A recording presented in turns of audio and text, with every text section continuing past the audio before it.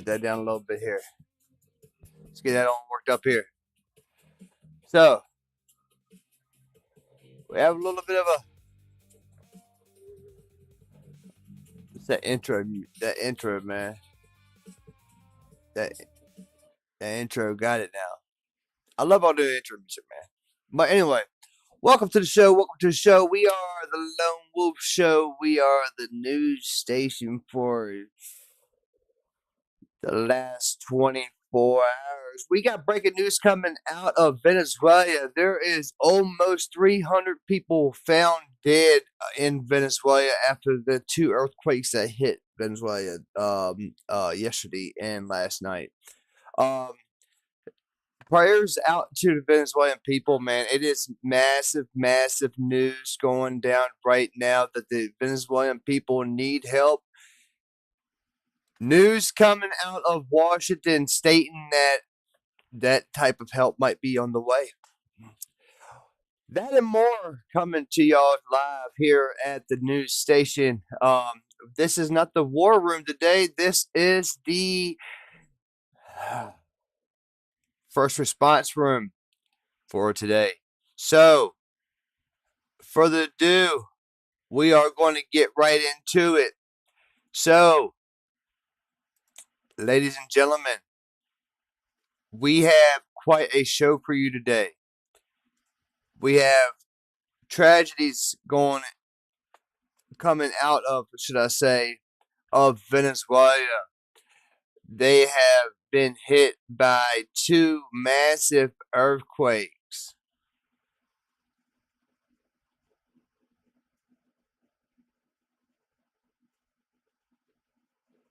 Um, we have breaking news coming out right now, y'all. We have breaking news coming out on the air right now. Sorry to steer away from this Venezuela, but we have just heard and identified that Beijing just got hit in a skyscraper. One of the skyscrapers in Beijing got hit by an aircraft. It got the aircraft crashed into the Beijing skyscraper in China. Don't have any more details about that as of right now, but we will be keeping y'all posted about that.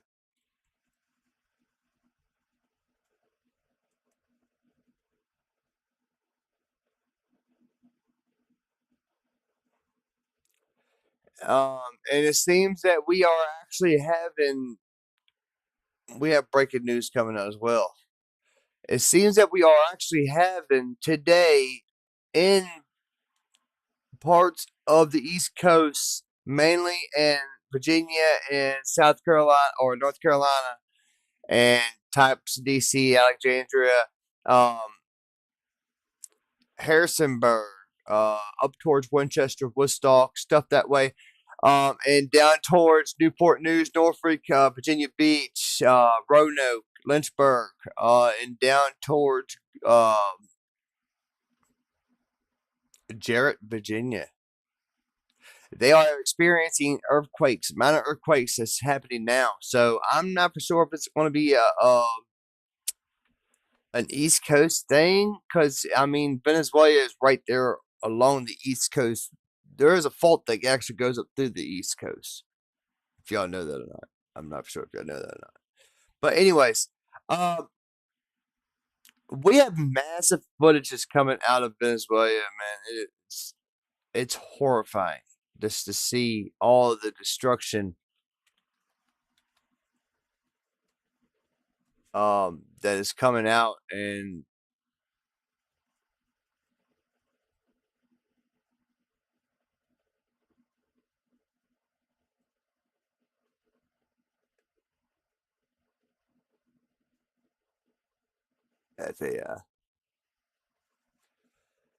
that's insane. We'll be bringing you up more photos momentarily. Just work with me here, y'all. I'm getting it all as it comes in.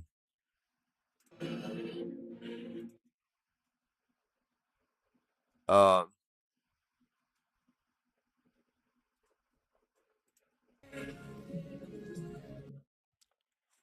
let me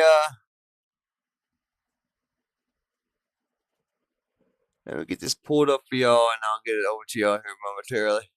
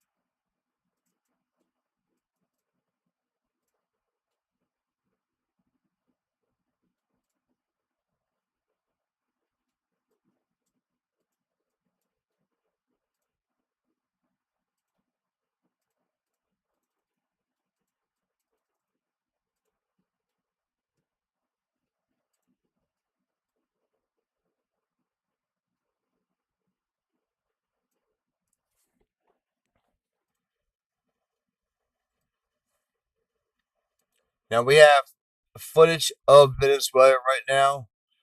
Um, this is horrific, y'all. 300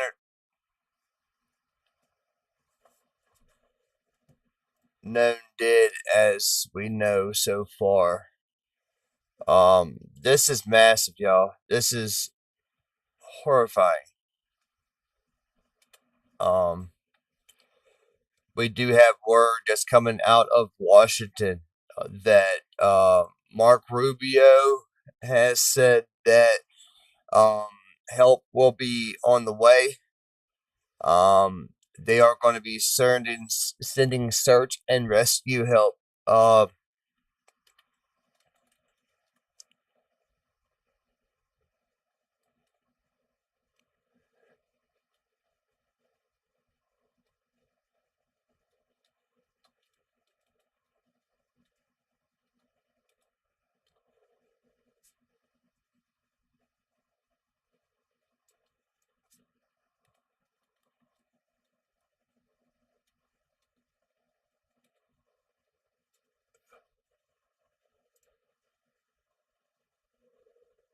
'em.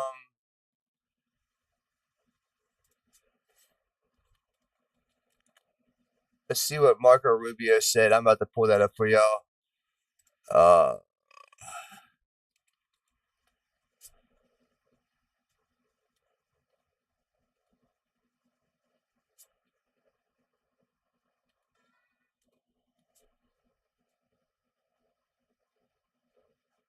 I also got that for y'all too as well, and I'm going to be bringing it up for y'all momentarily. What Marco Rubio actually said about the Venezuela, and I'll be breaking it up for y'all here in just 1 sec.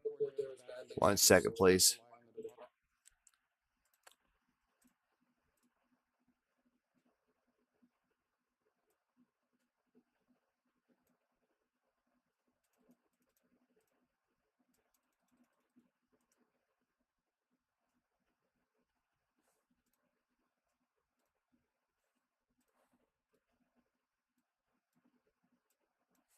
1 sec. I'll be bringing that up for y'all. I'm trying to get it over here for y'all. It's being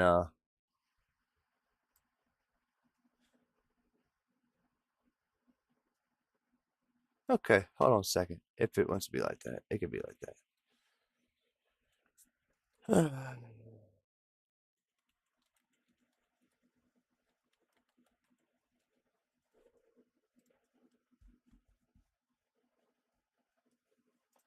I will be bringing that up for y'all here in just 1 sec, y'all. I apologize.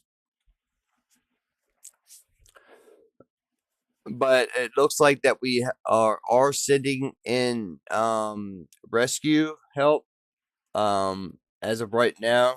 It seems like Qatar as well is sending help. So um, here we have Marco Rubio.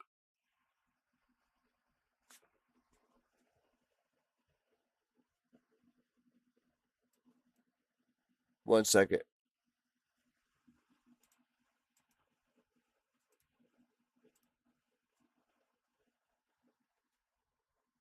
Um,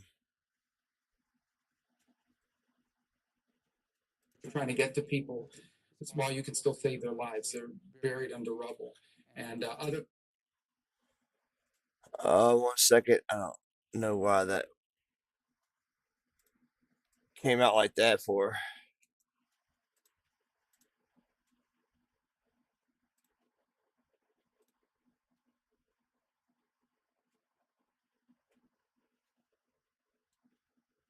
What is?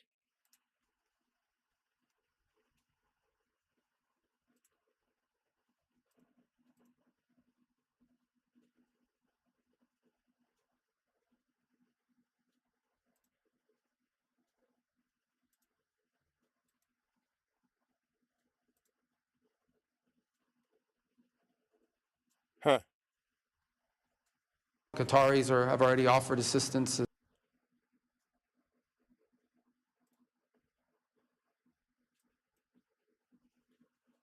I have no idea why it's doing that for, but okay. 1 second, y'all. I'll get it pulled up for y'all. I apologize. I don't know why that is doing that for. The audio and listen in. Venezuela.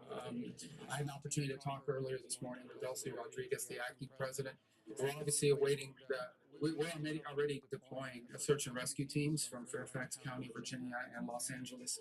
There'll be some others we'll add. That's their most immediate need right now is search and rescue efforts. They have a much of collapsed buildings, and so they'll need a lot of help in terms of digging through that.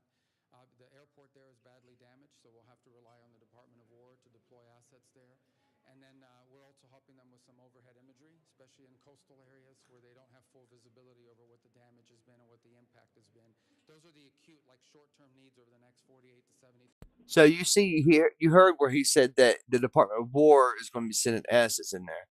So we already have assets that are actually sitting off the coast of Cuba. So uh, I'm sure that we'll probably be sending the assets that we have there, military wise, Navy wise, over to Venezuela to go ahead and start a relief program, and start a search and rescue with the Coast Guard and stuff. We need to start. We need to act fast on this, because there's people dying by the minute. Um, this is massive, massive, and this is horrifying. They have not seen a earthquake like that in Venezuela. It, it, I don't know if ever. Let's see if they ever have had an earthquake.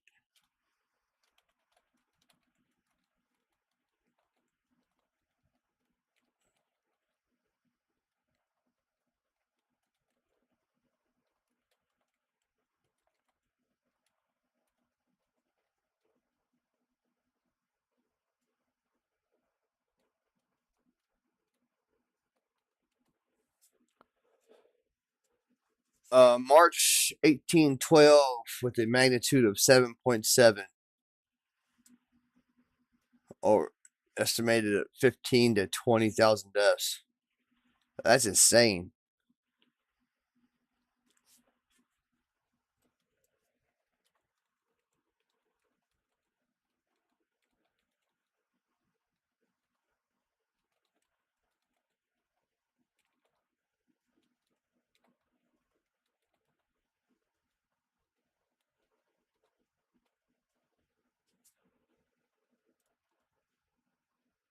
Um, Magnitude 7.2 and 7.5 was verified on the Richter scale. Uh,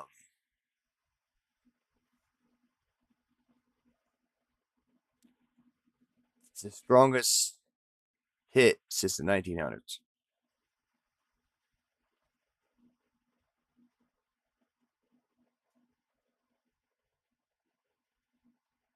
So, according to the U.S. Geological Survey, the 7.2 magnitude quake struck about 160 to 168 kilometers west of Caracas, with an epicenter near Moran.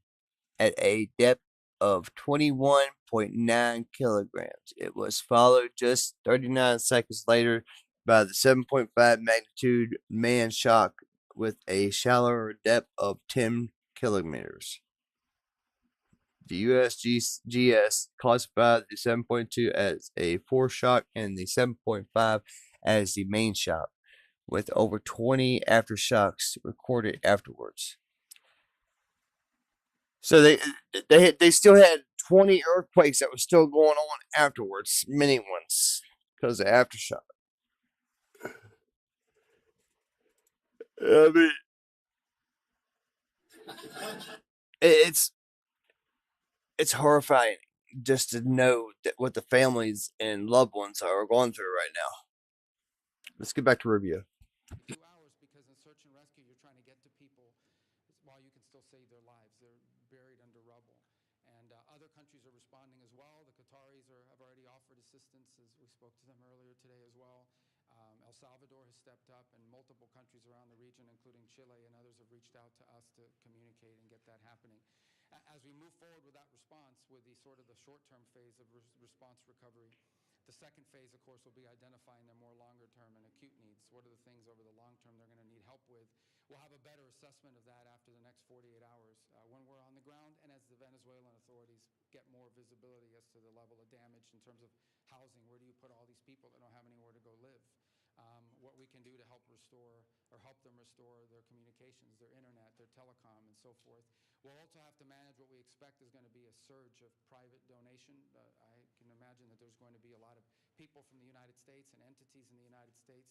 We've already been in touch with some of the leading charities, but I know at the local level, particularly in places like where I call home in South Florida, there'll be a lot of people that are going to want to step forward and help and provide assistance. And we just need to find the way that we can step in and provide logistical support from that. In addition, of course, we've already stood up our disaster response teams at the Department of State and our humanitarian efforts. It's something we did very well in Jamaica after that storm, and it's something we're really prepared to do now. So I already spoken to Secretary Hegseth. The Department of War is going to have to play a big logistical role here because they have the ability to land in challenging places. Right now, the airport in Caracas is damaged. One of the runways is cracked. And so, but the Department of War has the capability to land in situations like that. So we'll need that. So we have an whole of government response. It'll be big, it'll be fast, and it'll be effective. And of course, obviously, we're in touch through our embassy on the ground where I believe we have almost full accountability of all of our personnel there. And of course, Americans are safe. The last point is we've also, we know there are American citizens that are inside of Venezuela now, so we've also gone through the normal processes that we set up for them to be able to communicate with us in case they need assistance or help. On this visit here, we had a very productive meeting, a very good meeting. I know you hear that all the time, so let me just say it was a really, really good meeting with the Gulf countries. They've shared with us some very concrete concerns, ideas, and when I say concerns, I think the biggest concern is that they really just want to be informed every step along the way as we enter these negotiations at both the technical and political levels. And we want them to be involved, and we want it's helpful that Qatar is there as a mediator, but we want the views of all these countries to be reflected. We want and will not be making any decisions or commitments that in any way undermines the prosperity, stability, or security of our Gulf partners. So every step of the way, we'll create a system where we are always in communication with them, and they're not reading about it in the media. No disrespect to all of you, but they really should be hearing directly from us and engaged as much as possible in this process as we move forward. And that was something that we talked about today. They have some other specific things. So one thing that came across very clear is there is zero support among the Gulf countries for any sort of toll or fees or anything that charges for the use of international waters. The president's made it clear that's not going to happen. It's not going to be a part of this. It cannot be a part of this. He made that clear again yesterday in the Oval Office in a press availability that he had, and I reiterated that point, which I think was a welcome message from our partners here to hear that as well. So, all right, let's go. Your Excellency, what about your remarks this morning? You mentioned that no agreement with Iran. It will be an expense of. Can you back up because you're? Yes, sure. He wants to see my face. Yes. Sorry, go ahead. I'm sorry. In your remarks this morning, sir, you said there is no agreement with Iran. It will come with an expense of a Gulf state interest. Does that mean in your negotiation with Iran, it will address proxy and also all the threats from Iran coming to Hormuz, even if they don't close it, but still the threats affect the maritime traffic and also proxies. Yeah, if you look at the MOU, it talks for peace in the region. It talks for no interference in the sovereignty or interest of independent countries, of sovereign countries. Well, that's what proxies are. They're interfering in the sovereignty of a country. When you're giving money, for example, to Hezbollah to act as a rival to the sovereign government of Lebanon, you're interfering in their politics. When you're sponsoring militias in Iraq, you're interfering in Iraq. When you're sponsoring, Hamas or the Houthis or whoever it may be, you're interfering in the sovereignty of this country. Now that's them talking about, the Middle East and Bahrain or whatever.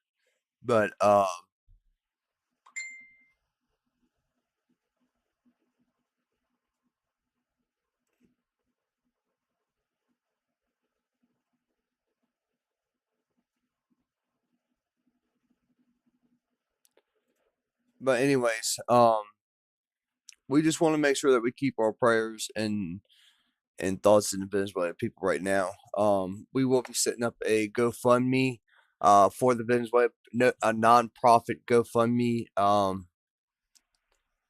for the Venezuelan people for tonight's show at 10:30 Eastern Standard Time. So if y'all are interested in donating to the Venezuelan people for food, help, shelter, tents, everything, supplies, stuff like that. We will be sending, like I said, a nonprofit to Venezuela for tonight's show. We're going to put it at probably like $2,000 for the goal. If we hit it, awesome. If we go over, amazing. If we don't, we'll try again tomorrow. We're going to run it for the next 5 days, probably for them. Maybe longer, depending on how long it takes to get all this mess cleaned up. It's a mess, y'all. My old lady just walked in now. But anyways, give me 1 sec, y'all.